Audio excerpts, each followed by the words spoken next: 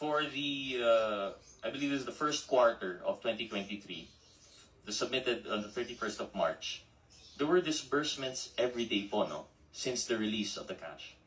And that disbursements, they would not go less than 10 times a day po. If you could see po in the chart, this is what we've seen. You would notice that the ARs, it would say the address or location. This is one thing particularly with the DepEd. Aside from the name, the signature, and the date, meron pong locations.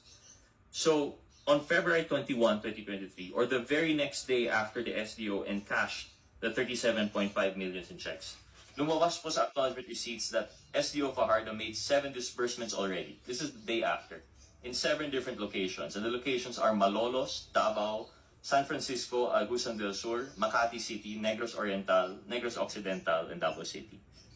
So the very next day, after, I would assume, the check was issued, it was encashed in Land Bank under the Shaw branch. Tama po ba for DepEd?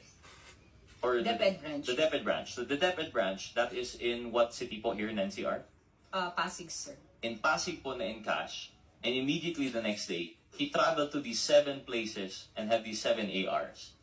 Did this not raise a red flag of the impossibility of this occurring? Well, it does, sir. Although during our review, somehow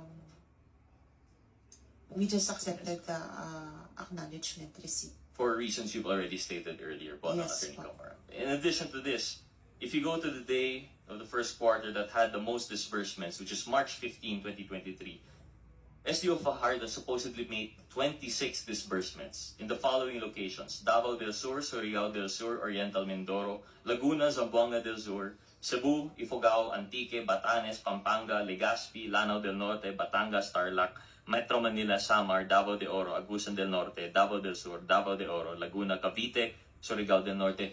Attorney Camara, let's give him a helicopter. I don't think he'll do that in one day.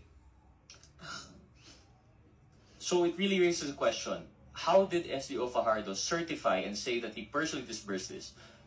Buti na lang po yung DepEd ARs have location. So it really shows us kung saan po sila. Unlike the DepEd ARs, yung OVP po wala. Yung OVP would only have the name, the purpose, the name, the signature, and the date. That's it. And the amount. But here we could see in DepEd, it seems to be really impossibility. So you could see the theme, not really the theme po, but what we're driving at here. Earlier, according to Congresswoman Garin, and I understand her frustration, there is the physical impossibility of the delivery and encashment of the cash. Questions regarding that, surrounding where it was brought.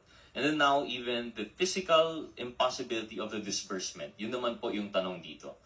If truly SDO certifies that he or she is the only person and has personal knowledge of disbursement, has personal knowledge, has gone through the DEPs, how do we explain this? It looks like from north to south, tip to tip po natang Pilipinas. By Batanes pa rin po.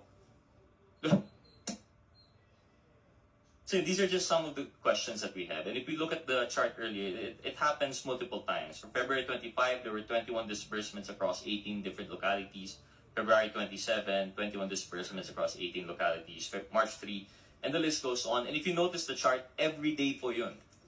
Every day po may disbursement. So it really raises the question po, no?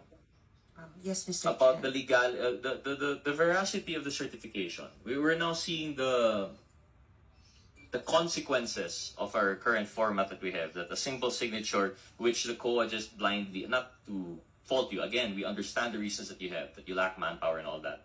But napakahirap po to because we're talking about the most difficult to account for, confidential intelligence funds po, no?